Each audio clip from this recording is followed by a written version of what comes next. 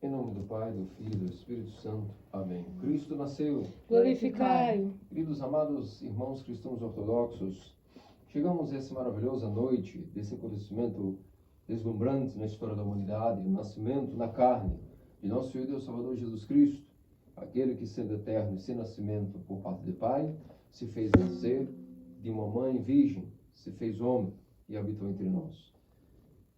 Durante esta vigília, nós vimos no primeiro tropário, nas estiqueiras das vésperas, que foi dito que o próprio Adão, numa oração composta pelos santos padres, inspirados por Deus, como Adão narrando, após o seu vislumbrar no Hades, que Cristo agora iria, de fato, cumprir a promessa que deu ele, que se encarnaria. Nós acabamos de rezar de que Adão exclamou do Hades, dizendo: agora, aquela muralha, aquela barreira intransponível que existia entre eu e Deus, foi destruída, e a espada flamejante baixou. O que significa isso, queridos amados cristãos ortodoxos? O que significa essa muralha? Qual a origem dela? Ou seja, se diz que há uma muralha de participação, aí, de separação e de participação entre Deus e o homem após a queda de Adão. Que muralha é esta? Como que ela surgiu? O que significa ela? Então, nessa noite de hoje, nós devemos prestar atenção no que a Santa Igreja vem nos ensinando ao longo desses domingos antepassados, especialmente hoje, nesses versos e tropários das vésperas, das matinas. A Igreja, em sua sabedoria, nos enche de conhecimento teológico a respeito desse mistério maravilhoso que estamos contemplando. Especialmente nós, cristãos ortodoxos, tão poucos remanescentes, ao menos nós, os verdadeiros cristãos ortodoxos, celebramos a Natividade de nosso Salvador no dia correto, como mandam os cânones, como manda o nosso Minéia, o livro das festas que deveríamos celebrar segundo as datas do calendário juliano, até a consumação dos tempos do Natal, e não só o Natal, todas as festas móveis, festa dos santos, incluindo as 12, portanto incluindo a Natividade do Salvador, como segunda data do calendário juliano, o calendário eclesiástico, que passou a ser escolhido pela Igreja como seu calendário adotado. E o mundo, na verdade, vai se adaptando, vai se inovando e vai se perdendo essas diretrizes que a nossa Igreja nos deu. Mas, como veremos nesse sermão, se nós não temos a nossa vontade conformada com a da Igreja, nós não temos como romper esta muralha. Mas voltemos ao que importa na noite de hoje. O que é essa muralha? Essa muralha, meus amados cristãos ortodoxos, quem foi que criou essa muralha? Quem construiu essa muralha entre Deus e o homem? Foi o próprio homem. O próprio homem construiu essa muralha de separação, de participação entre Deus e o homem Deus, quando ele desobedeceu. Nossos primeiros pais desobedeceram, pecaram, e o que na verdade se tem, tecnicamente falando, algo que causou a fabricação desta muralha, a construção dessa muralha, foi a desobediência. A desobediência produziu uma anomalia dentro da natureza de Adão, dentro de sua psique, dentro do seu coração, dentro de sua estrutura, que fez com que agora a vontade dele fosse completamente diferente da vontade de Deus. A desobediência é isso, não fazer a vontade da pessoa a qual nos deu um mandamento. E isso ocorre em geral quando nós manifestamos que nós não temos amor a essa pessoa. Porque se nós amamos essa pessoa, nós a obedecemos. Logo, aqui está a origem dessa muralha entre Deus e o homem Deus. Deus não teve participação alguma na criação desta muralha, mas o homem desobedeceu o mandamento que foi dado de enjoar no paraíso. Paraíso das virtudes, ele podia comer de todas as árvores, mas de uma foi dado a ele um mandamento para testar, para que ele pudesse crescer mais e mais na força do amor, porque na força do amor ele foi criado, na força do amor ele devia permanecer, e na força do amor ele mantinha-se imortal. E o fruto da árvore da vida era nada mais ou menos que o fluxo dessa força do amor que o alimentava e o mantinha imortal. Quando houve a desobediência, o homem se enfraqueceu, a sua estrutura foi modificada, de tal maneira que uma das consequências foi que a sua volição, a vontade, é uma faculdade da alma. A alma possui várias faculdades, a memória, entre elas a volição. Ele adoeceu na vontade. Nós chamamos que ele enfraqueceu, ele ficou doente. Por quê? Porque assim que ele desobedeceu, e houve essa anomalia dentro dele, e automaticamente ele se separou daquilo que é a vontade de Deus.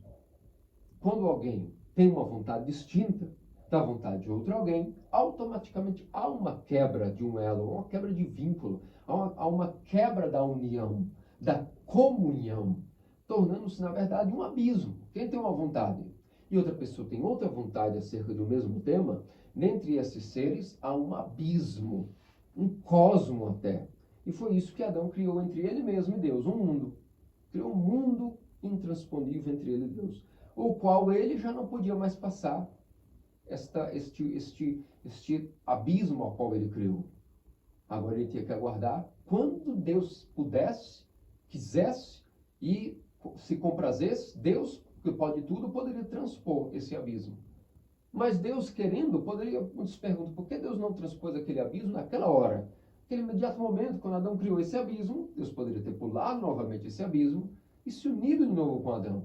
Volto a dizer, por causa da doença que Adão adquiriu devido à corrupção, o Hades tinha agora poder sobre ele através da morte. Qual a única doença que existe? A morte. Qual é a cura para essa doença? É a única cura para essa doença da morte. Era justamente que quando fosse o momento adequado, agora Deus, que naquele momento não podia dar a Adão já esta recomunhão com ele, esta reunião, mas deu a ele uma promessa.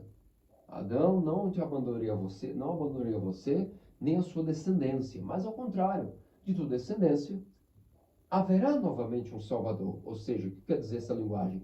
Eu vou até a sua natureza, me aguarde que novamente nós entremos em comunhão. Mas antes é necessário uma terapia, porque tu estás doente.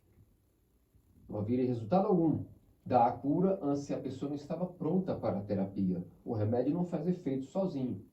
Então, meus amados cristãos ortodoxos, era necessário que de geração em geração, através dos patriarcas, Deus pudesse ir preparando a natureza de Adão, não mais o indivíduo, mas a própria natureza e descendência dele, porque isso demora. Não é fácil reaver as coisas quando elas são quebradas e danificadas, principalmente quando a natureza humana se danifica devido à morte, que agora fará com que o Hades tenha poder de corrupção sobre a natureza humana. Não é só o corpo que vai enfraquecendo e morrendo, não. Todas as nossas faculdades vão sendo danificadas. A memória, a vontade. Alguns podem dizer, mas o que eu tenho a ver com tudo isso que você está falando nesse sermão? Eu nasci no século XXI, o que eu tenho a ver com o pecado de Adão? Por que eu tenho que pagar por isso? Na verdade, ninguém está pagando nada. É que ao pecado de Adão original, não me refiro à doutrina do pecado original, mas ao pecado de Adão, nesse sentido estou usando a palavra original, não que quem nasça, já nasça com o pecado original. O pecado original existe só um, o de Adão, da pessoa dele.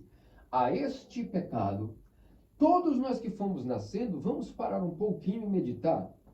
Nós somos santos, inocentes e vítimas de Adão?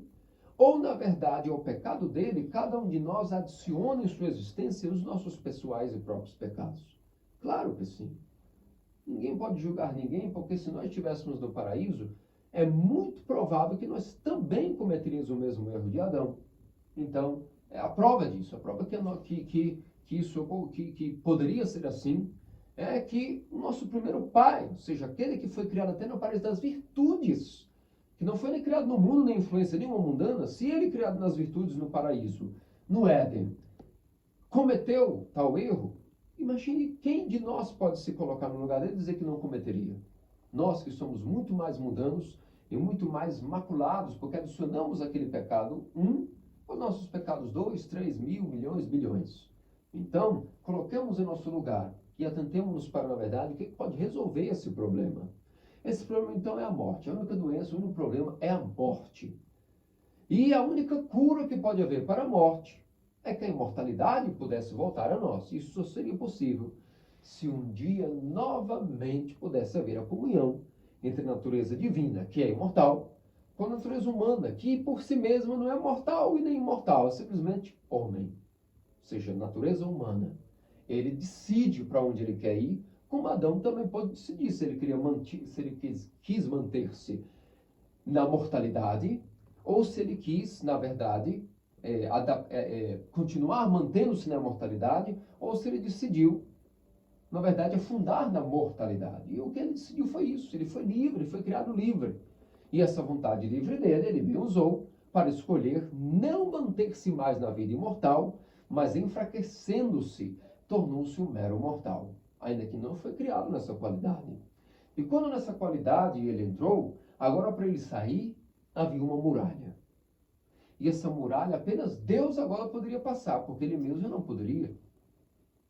Então, geração após geração, por isso nós passamos agora por 2 domingos. O domingo dos antepassados padres, o domingo dos santos antepassados, chegamos na preparação final para a antefesta e hoje estamos aqui na noite da Natividade. Que o que é que estamos celebrando? Justamente esse evento, um momento crucial nessa história, onde o homem enfraquecido pela desobediência, tendo agora a doença da morte atuando nele, pôde ter uma boa nova. Uma notícia foi dada pelos magos a Herodes, do Herodes a todo o reino de Israel, Jerusalém toda se agitou diante daquela notícia, e os pastores também anunciaram isso, porque os anjos foram anunciar aos pastores, e os pastores foram contar a outros pastores, e aí o boato foi se espalhando, como chegou também a nós através dos apóstolos. E de nós vai chegando aos nossos filhos, se Deus quiser, leva aos nossos netos, e assim que não cesse, até que Deus possa voltar pela sua segunda vinda gloriosa, sendo que essa vinda agora, que o Senhor celebrou foi humilde, não em palácios, não em holofotes do mundo, mas nos bastidores mais humildes, no centro da pecuária, no centro de uma manjedoura, no centro de um presépio, entre feno e animais e bestas. Esse é o nosso Deus, Deus humilde, que veio para a nossa salvação. O que significa veio para a nossa salvação? O que significa isso? Exatamente o que nós estamos entendendo. Que agora a muralha intransponível entre Deus e o homem, Deus a atravessou a um passo largo. Como ele fez isso? Ele entrou dentro do ventre de uma virgem, na forma de um bebê, sem violar o seu selo de virgindade, e também nasceu mantendo-a 3 vezes virgem, antes, durante e após o parto, e miraculosamente apareceu no mundo como um bebezinho.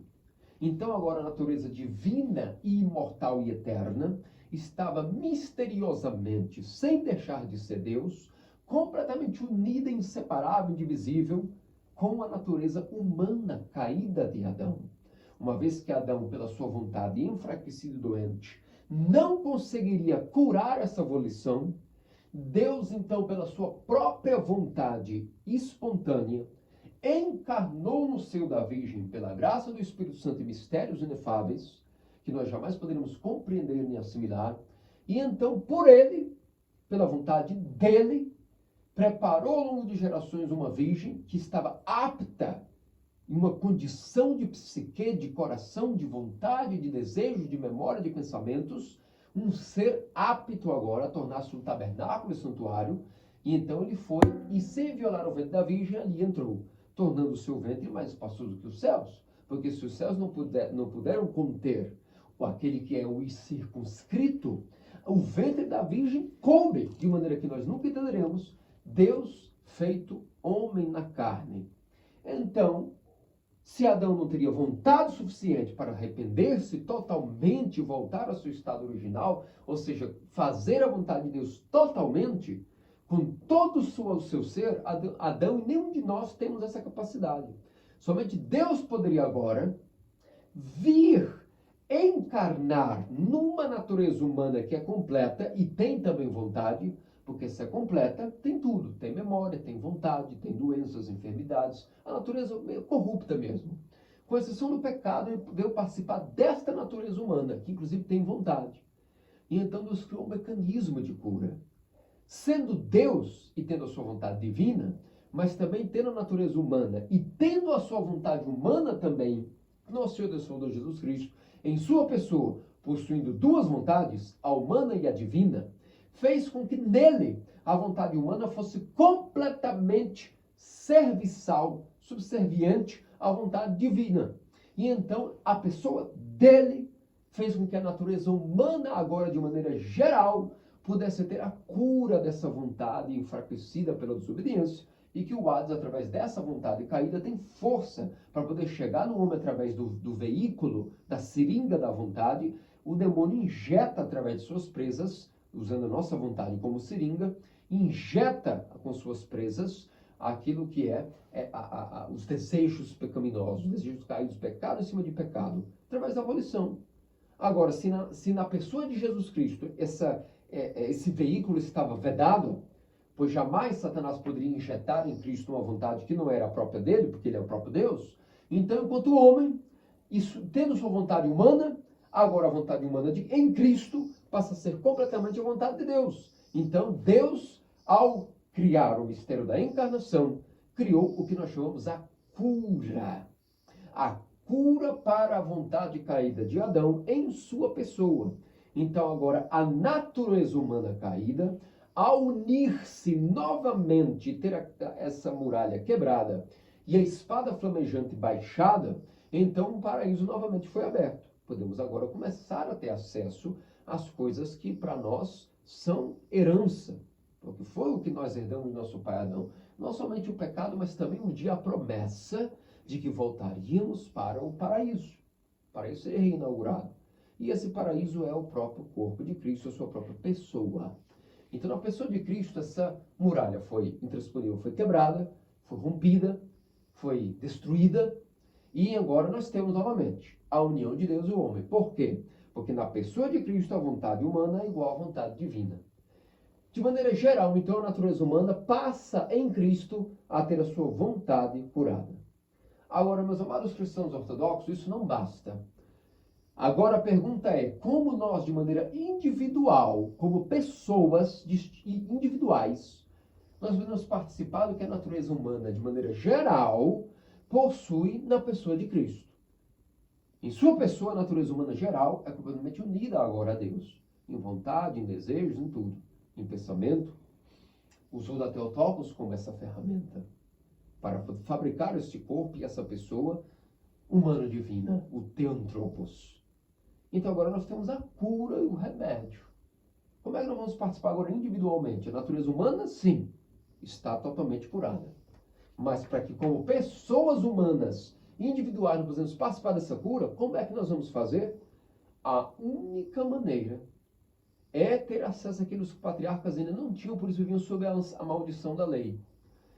Como não havia hospital, não pode haver cura, não pode haver remédio, não pode haver médico, não pode haver nada.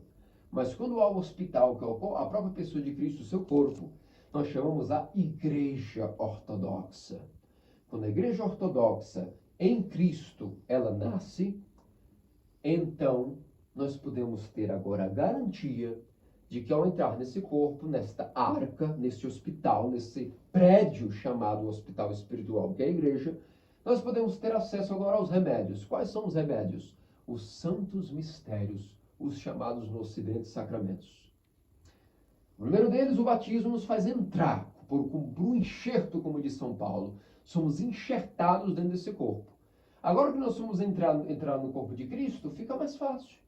Porque uma vez que nós entramos dentro desse corpo, nós começamos gradativamente a sermos mesclados com a seiva da graça que permeia o corpo de nosso Deus Salvador Jesus Cristo, e a nossa vontade caída passa a começar a ter acesso e mesclar-se com a vontade de Cristo curada através dos sacramentos, através de estar dentro desse corpo. Depois vem outros remédios, entre eles, o maior deles. Qual é o maior remédio desse hospital? A Eucaristia. Os santos dons dos sentidos no corpo e sangue de Cristo, o qual nós temos sempre um reenxerto. Entramos no corpo, depois nós viramos tumores malignos devido ao nosso próprio pecado que continua, depois vem a confissão, limpa-nos novamente, e através da comunhão somos reenxertados. 1, 2, 3, 4, 5, quantas vezes for necessário, seremos reenxertados dentro do corpo de Cristo, reavendo o nosso estado de graça do dia do batismo. E esses santos dons, portanto, são os maiores remédios que a Igreja possui, entre os outros, a unção dos enfermos, o crisma, o matrimônio, o próprio sacerdócio, o presbiterato e o episcopado, que são as ordens, diaconato, e todos esses mistérios maravilhosos que nós chamamos os sacramentos, são os remédios. Quem são os médicos desse hospital? os padres. Onde é que fica esse hospital? É a igreja. Essa arca que a sua estrutura é um hospital. Agora, além disso, nós temos uma terapia. Qual é a terapia? A contínua obediência aos mandamentos, às diretrizes. Esse modo e estilo de vida de ser ortodoxo é o que irá propiciar que nós possamos continuar tendo vínculos com essa vontade de Deus. A modo de vida nos mistérios, o modo de vida nos sacramentos, o modo de vida nos ofícios, nos serviços da igreja, na participação da divina liturgia, na constante frequentar das festas, o venerar e beijar dos ícones, tudo isso faz com que nós possamos ter gradativamente a nossa vontade caída, curada terapeuticamente para a vontade em comunhão com a vontade de Deus. Então agora nós sabemos como individualmente vamos participar disso.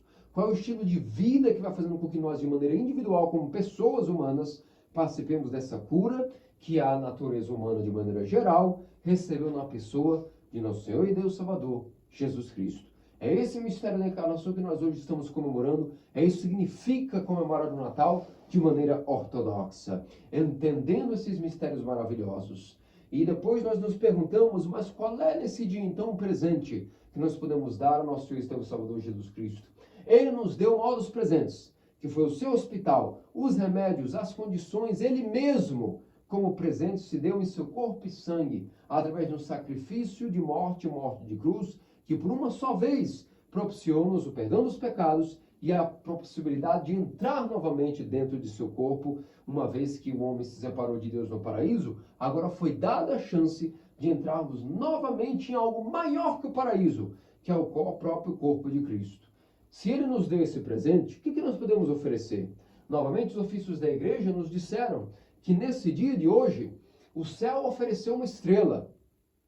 Os gentios ofereceram os magos ofereceram os seus presentes, os pastores ofereceram os seus cantos, os anjos os seus louvores, a caverna, a terra ofereceu uma caverna, a natureza humana ofereceu uma virgem. Nós, como pessoas, o que é que Deus está esperando que nós oferecemos como presente? É nada mais nada menos que a nossa própria vontade. A vontade mais profunda de nossos corações. Isso é o que Deus espera receber como um bebezinho de presente em seu aniversário, em mais um Natal. Portanto, meus amados cristãos ortodoxos, meditemos nessas horas finais até a comunhão dos santos dons, que assim como o nome de Deus pode ser um seio inviolável, que guardou o menino Jesus durante 9 meses do seu ventre.